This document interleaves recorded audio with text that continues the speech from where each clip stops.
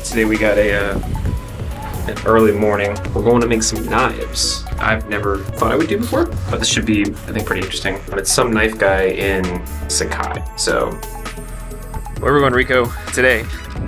Making a knife. Yeah, we're in Sakai, right? Gonna go make a knife. And Get lunch. get lunch. We go to Meda and then cook dinner for my mom. Uh-huh. It'll be fun. Okay, cool.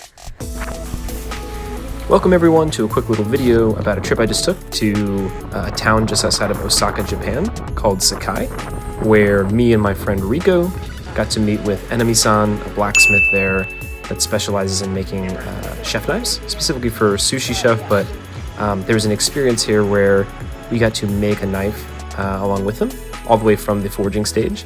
And I'm going to walk you through all the different steps, and we're going to start here with step one, which is making the steel.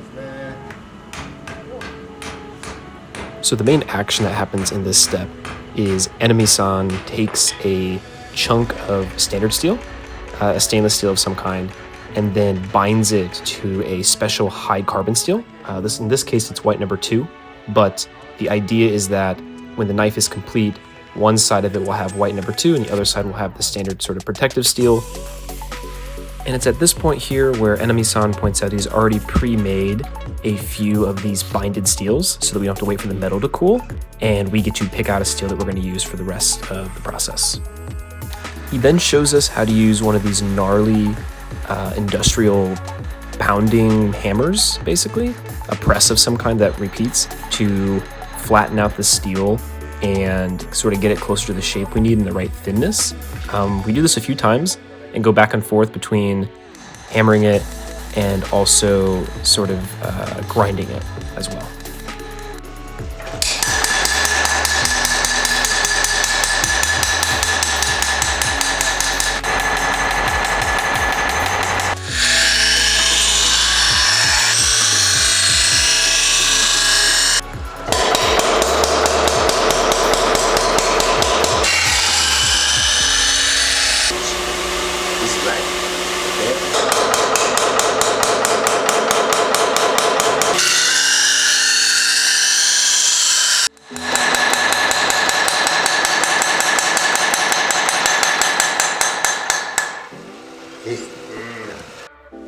And the next step here is when we actually get to pick a shape for the blade.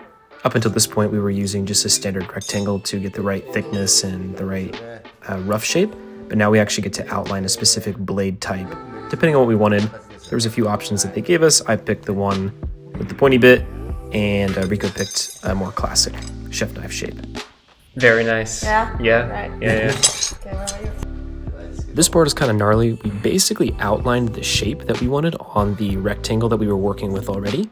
And from there, we used industrial metal cutters, almost like large scissors, to essentially cut away at the extra metal to get it to the shape we want.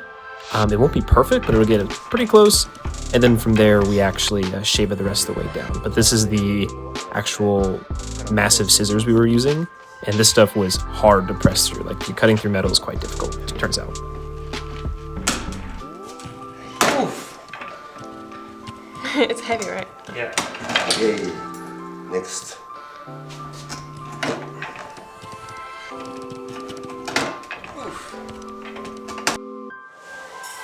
This next part was my personal favorite.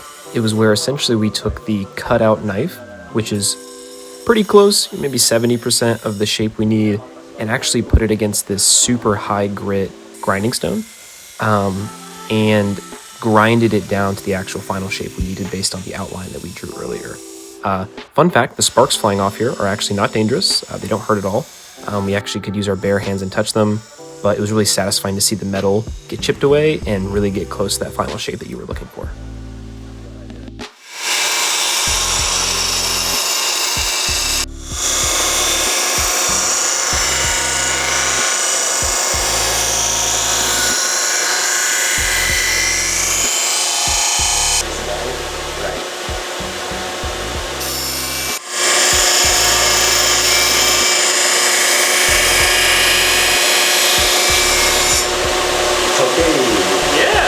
the next steps were pretty quick and simple. We essentially pressed out the handle with this massive press machine, and this was so that we could eventually put a wooden handle on it at a later date. So we pressed it out with the machine, and then we also then sanded it down to make sure it was smooth.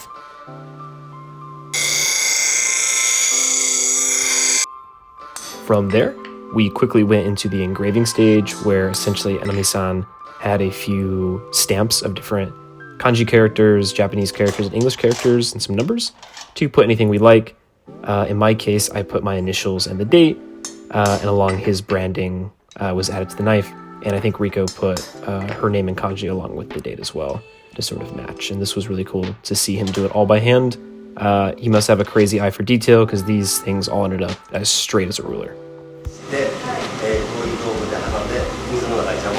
And the final step that we essentially had was doing something called the final bake, which is basically where we took a clay-like material and coated the blades and sort of hardened this clay around it. And then we stuck it in the oven one last time at extremely high temperatures to finalize the blade. And I'm not really sure what's happening here at the molecular level. I think a little got lost in the translation, but more or less this finalizes the steel and the blade.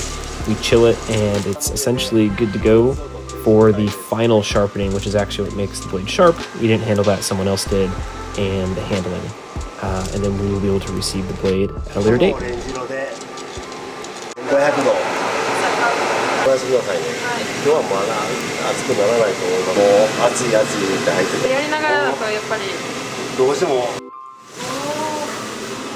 And that basically wraps the experience up.